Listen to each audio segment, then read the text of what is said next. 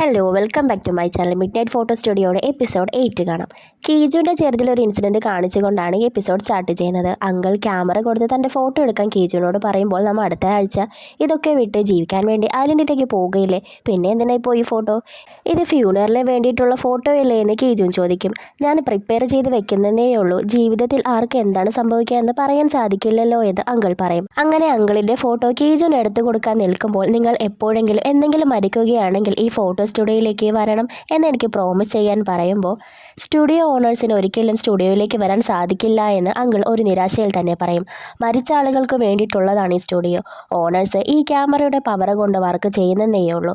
അവർ ജീവിച്ചാലും മരിച്ചാലും എത്ര ട്രൈ ചെയ്താലും മരണത്തിൻ്റെ ആ വാതിൽ തുറന്നു വരാൻ സാധിക്കില്ലെന്ന് അങ്കിൾ പറയും.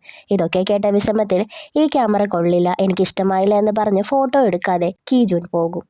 പിന്നീട് പ്രസന്റ് ഡേ കാണിക്കും. ഇവരിപ്പോൾ കപ്പിൾസ് ആയതുകൊണ്ട് തന്നെ അതിൻ്റെ പ്രഹസനങ്ങളൊക്കെ കാണിക്കും. ഹാനിനോട് കീജു, നീ വളരെ ഇമ്പ്രസീവായ ആളാണ്, ഇവിടെ ഒന്നും ബാക്കി വയ്ക്കാതെ പോകണമെന്നായിരുന്നു, എന്നാൽ എൻ്റെ ലൈഫിൻ്റെ ഒരു ഭാഗമായിരിക്കുകയാണ് നീ ഇപ്പോൾ എന്ന് പറയുമ്പോൾ, ഞാൻ അന്നേ പറഞ്ഞിരുന്നില്ലേ അത്രയ്ക്ക് ഉറപ്പ് വേണ്ട, ലൈഫ് നമ്മൾ വിചാരിക്കുന്നത് പോലെയല്ല പോകുന്നതെന്നൊക്കെ ഹാൻ പറയും. ഞാൻ ഈ ഒരു ഡിസിഷൻ എടുത്തത് എത്ര ബുദ്ധിമുട്ടിയിട്ടാണെന്ന് നിനക്കറിയോ എന്ന് കീജുൻ ചോദിക്കുമ്പോൾ, ഞാൻ നിന്നെ നല്ലതുപോലെ നോക്കിക്കോളാം, ഇപ്പോൾ ഫോട്ടോ എടുക്കാൻ പോയി ഇരിക്കാൻ പറയും. ഇവൾ ഫോട്ടോ എടുക്കും. അവിടെ 3 പ്രാവശ്യം ലൈറ്റ് അടിക്കുന്നത് കണ്ട്, നീ പറഞ്ഞതുപോലെ തന്നെയാണ് ഞാൻ ഫോട്ടോ എടുത്തതെന്നൊക്കെ ഇവൾ പറയും.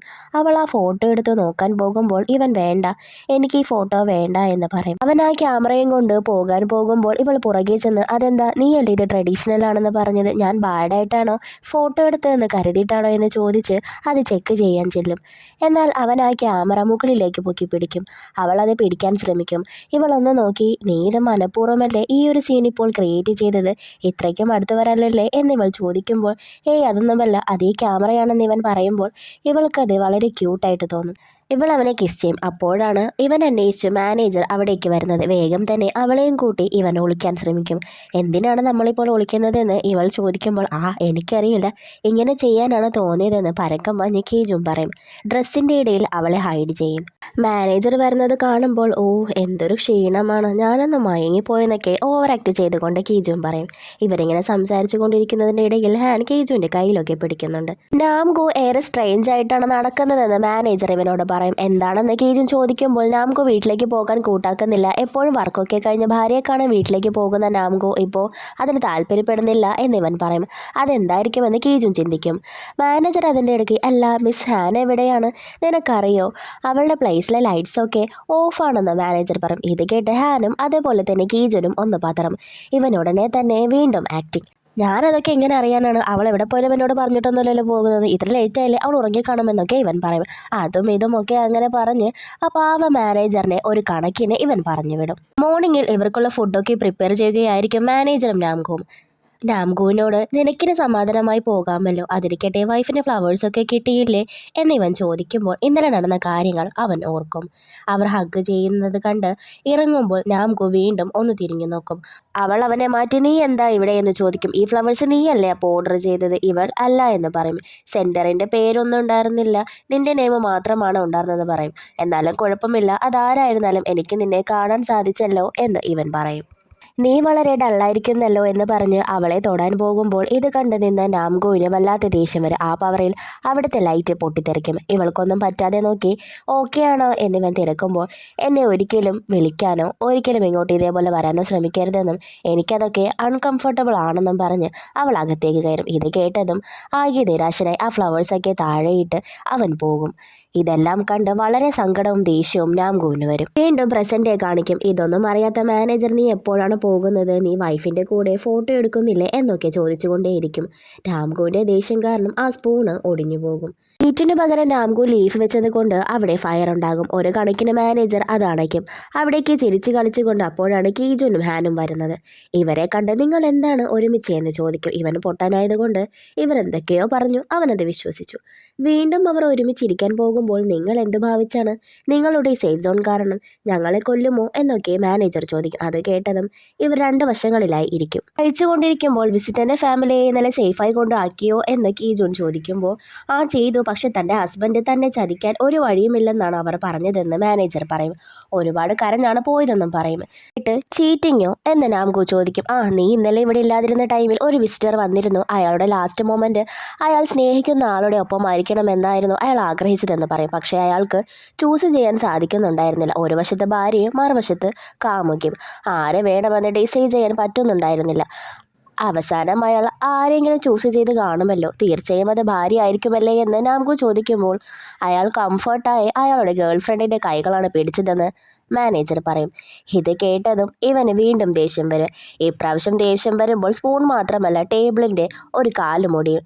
ഇവരെല്ലാം ഇത് കണ്ട് ഷോക്കാകുമ്പോൾ നാംകു സോറിയും പറഞ്ഞു പോകാൻ ഇറങ്ങും നേരം ആ ഫ്ലവർ ഷോപ്പ് എവിടെയാണ് പറഞ്ഞതെന്ന് മാനേജറിനോട് ചോദിക്കും. ഇത് കീജുൻ ശ്രദ്ധിക്കുകയും ചെയ്യും. സാധാരണ വർക്കൊക്കെ കഴിഞ്ഞ് എല്ലാവരും രാത്രിയിലാണ് വരുന്നതെങ്കിൽ രാത്രിയിലെ വർക്കും കഴിഞ്ഞ് ക്ഷീണിച്ച് വരികയാണ് നമ്മുടെ ജീവൻ. നാംകുവിൻ്റെ ഗോസ്റ്റ് അവൾക്കരികിലൂടെ പാസ് ചെയ്ത് പോകുമ്പോൾ അവൾക്ക് തണുപ്പും കുളിരും അനുഭവപ്പെടും. ഈ വേനൽക്കാലത്ത് ഇത്ര പെട്ടെന്ന് ഇതെവിടെ നിന്നാണ് പെട്ടെന്നൊരു തണുപ്പെന്നൊക്കെ ഇവൾ ചിന്തിക്കും. എനിക്ക് നല്ലതുപോലെ വിശക്കുന്നുണ്ടല്ലോ എന്നിവൾ പറഞ്ഞു തീരുമ്പോഴേക്കും മുകളിലെ മീറ്റ്സിൻ്റെ ഫുഡിൻ്റെ സ്മെല്ല് അവളെ അവിടെ എത്തിക്കും. ഇവളെ കൂട്ടാതെ ഭക്ഷണം കഴിച്ചതിൻ്റെ പരിഭവമായിരിക്കും ഇവൾക്ക്. ഇനി നിങ്ങൾ ഡേറ്റിങ്ങിലാണോ എന്നൊക്കെ ചോദിക്കുമ്പോൾ വീണ്ടും കീജുവിൻ്റെ വക ഒരാക്ടിങ്. ഡേറ്റിങ്ങോ അങ്ങനെയൊന്നുമില്ല എന്നൊക്കെ. ഹാൻ അവളോട് ഇരിക്കാൻ പറയുമ്പോൾ നിങ്ങൾ രണ്ടുപേരും എന്താ ഇത്ര അകലെയിരിക്കുന്നത്, നിനക്കെന്താ ഈ പ്രായത്തിലൊരു നാണമെന്നൊക്കെ പറഞ്ഞ് അവളെ കീജുവിൻ്റെ അടുത്തേക്ക് ഇരുത്തി അവൾ മാനേജറിനൊപ്പം ഇരിക്കും. ഇവളെന്താ ഇവിടെയെന്ന് ഇവൻ ചിന്തിക്കും. നാംകുവിൻ്റെ പണി കണ്ട് ഇവളെന്താ ഇതെങ്ങനെയൊക്കെ എന്ന് ചോദിക്കുമ്പോൾ ഹാന് പ്ലേറ്റ് തിരിക്കാൻ ഓഫീസിലൊക്കെ കാര്യങ്ങളൊക്കെ ഭയങ്കര പാടാണല്ലോ എന്നൊക്കെ പറയും. ചീഫല്ല, അവിടെ ഒരു മെനകെട്ട ഗോസ്റ്റ് ഉണ്ടെന്ന് മാനേജറിൻ്റെ സൈഡ് നോക്കി അവൻ അവിടെ തന്നെ ഉണ്ടെന്നറിയാതെ ഇവൻ പറയും. കീജുവിന് മാനേജറിൻ്റെ വെപ്രാളമൊക്കെ കണ്ട് ഏത് കമ്പനിയിലാണെന്ന് ഇവളോട് ചോദിക്കുമ്പോഴാണ് അത് മാനേജറിൻ്റെ കമ്പനി തന്നെയാണെന്ന് ഇവന് മനസ്സിലാകുന്നത്.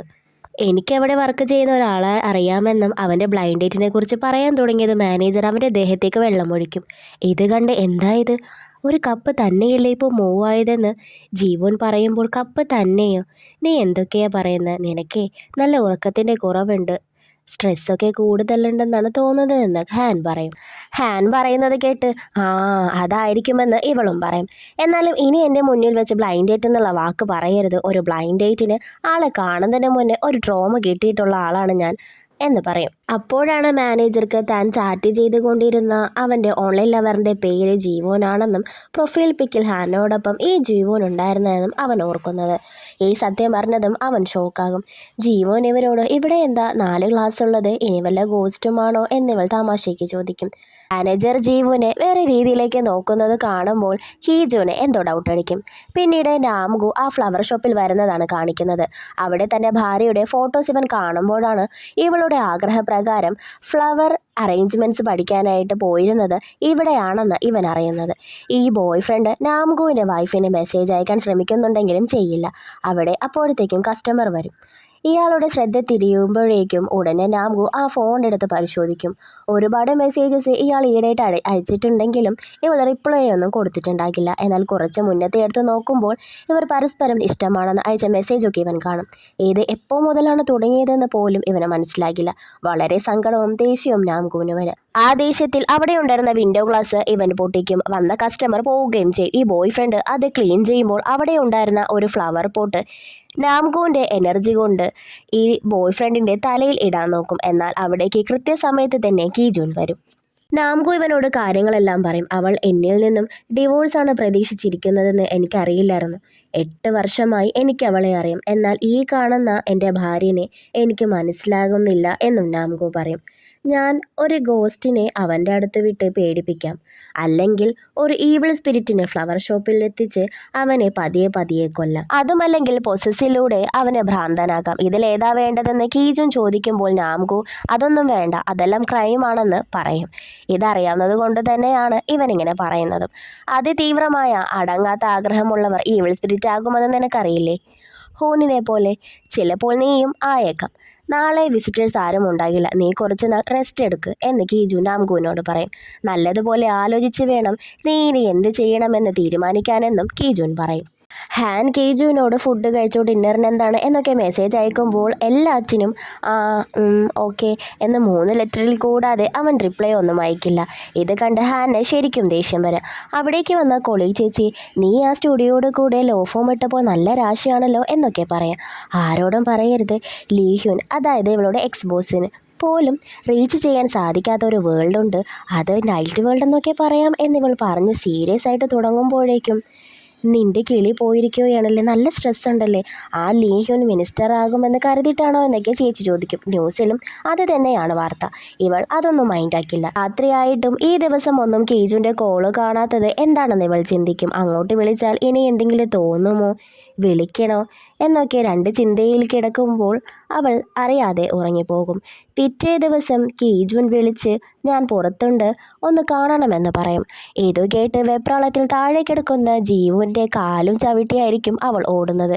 അപ്പോഴാണ് നൈറ്റ് ഡ്രസ്സാണ് താൻ ഇട്ടിരിക്കുന്നതെന്ന് ഓർക്കുന്നതും പിന്നെ അതൊക്കെ മാറ്റി വേഗം ഇവൻ്റെ അടുത്തേക്ക് ഓടിച്ചെല്ലും. ഇന്നലെ വിളിക്കാത്തതിനെക്കുറിച്ച് ഇവൾ ചോദിക്കും. നമ്മൾ ഡേറ്റിംഗ് ചെയ്യുകയാണെന്ന് മറന്നോ എന്നിവൾ ചോദിക്കുമ്പോൾ ഞാൻ ചെയ്യുന്നതൊക്കെ വർക്കാകില്ലേ എന്നുള്ള പേടി കൊണ്ടാണെന്ന് ഇവൻ പറയും. നമുക്ക് ക്യാമ്പയിനിങ്ങിന് പോകാം, ഞാൻ നിന്നെ ഡേറ്റിങ്ങിനാണ് വിളിക്കുന്നതെന്ന് ഇവൻ പറയും. അങ്ങനെ എന്തെങ്കിലും കേൾക്കാൻ കാത്തിരിക്കുകയായിരുന്ന ഹാന് അത് വളരെ സന്തോഷമാകും. ഇവർ ഇറങ്ങും നേരം സ്റ്റുഡിയോ അപ്പോൾ ആര് നോക്കുമെന്ന് ഇവൾ ചോദിക്കുമ്പോൾ അത് ഞാൻ മാനേജറിനെ ഏൽപ്പിച്ചിട്ടുണ്ടെന്ന് ഇവൻ പറയും. ശരിക്കും ഹാനിന് ഒരു കേസുണ്ട്, അതിലൊരാൾ മരിച്ചു, അതുകൊണ്ട് അവൾക്കൊപ്പം പോവുകയാണെന്നായിരിക്കും കീജുൻ മാനേജറിനോട് പറയുന്നത്. എന്നാൽ എനിക്ക് ഒറ്റയ്ക്ക് നിൽക്കാൻ സാധിക്കില്ലെന്ന് തന്നെ മാനേജർ തീർത്തു പറയും. അവളില്ലേ ആ ജീവൻ, അവളല്ലേ നിന്റെ ബ്ലൈൻഡ് ഡേറ്റ് എന്നൊക്കെ കീജുൻ പറയും. അങ്ങനെ ആ ബ്ലാക്ക് മെയിലിൽ പാവം മാനേജർക്ക് അത് സമ്മതിക്കേണ്ടി വരുന്നതാണ്. ഇൻസ്ട്രക്ഷൻസ് ഒക്കെ വെച്ച് കീജുൻ കാർ ഓടിക്കുന്നത് കാണുമ്പോൾ ഒരു ഡൗട്ടോട് കൂടി ഹാൻ നിനക്ക് ഡ്രൈവിംഗ് ലൈസൻസ് ഉണ്ടോ എന്ന് കീജുനോട് ചോദിക്കും.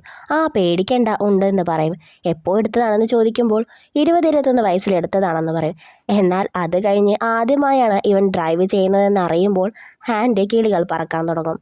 ഒരു ഭയത്തോടു കൂടി ഞാൻ വണ്ടി ഓടിക്കാമെന്ന് ഹാൻ പറയുന്നുണ്ടെങ്കിലും അതിൻ്റെ ആവശ്യമൊന്നുമില്ല, എനിക്കായിരുന്നു അന്നത്തെ ഡ്രൈവിംഗ് എക്സാമിൽ ഏറ്റവും കൂടുതൽ ഹൈ മാർക്ക് എന്ന് പറഞ്ഞ് തീരിലും അവിടെ ഒരു ആക്സിഡൻറ്റ് ഉണ്ടാകാൻ പോകും.